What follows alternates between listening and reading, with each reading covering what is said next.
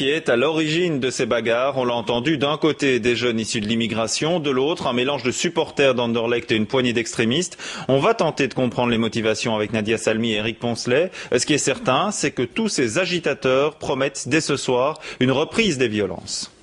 D'un camp à l'autre, les méthodes sont les mêmes. Lancer de pavés, vitres brisées, voitures endommagées. Mais attention, la comparaison s'arrête là. Entre les deux, les avis divergent en effet pour expliquer la raison de ce climat de violence. Un climat tel que beaucoup ont peur de parler à visage découvert par peur des représailles. Le but, c'est, d'après toujours le skyblock qui a été mis sur internet de la part des skinheads, 4 Arabes auraient violé une femme. Les skinheads n'auraient pas apprécié le geste. Ils auraient tout simplement répondu en allant à Ribeaucourt et en frappant des vieilles. Voilà, bien entendu. Et tout simplement, c'est une réponse à l'acte. Ils ont frappé des enfants de 10 ans, des mamans sans défense, des personnes qui attendaient le bus.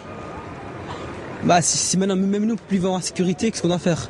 Donc on va rester chez nous enfermés. On peut pas. Au fil de la soirée, la colère monte, que ce soit place de la Vaillance ou place de Linde à côté du stade. On est chez nous! On est chez nous! Nous sommes dans le camp adverse, là où les motivations sont différentes et les mots particulièrement durs. On est ici ce soir pour défendre notre pays, pour défendre notre patrie, notre identité, notre nationalité. Ça a commencé dimanche avec un bête match de football et pour rien. Et alors il y a des jeunes de chez nous qui se sont fait agresser par des Marocains. Il n'y a pas de racisme. Ce qu'il y a, c'est qu'il faut faire la loi, point.